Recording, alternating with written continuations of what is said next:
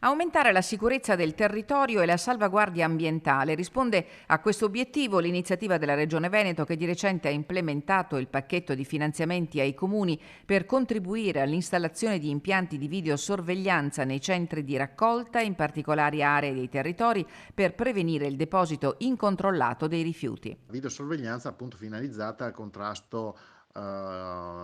relativo agli illeciti dei rifiuti, quindi abbandono dei rifiuti, ma anche traffico illecito, quindi movimenti di camion sospetti di notte,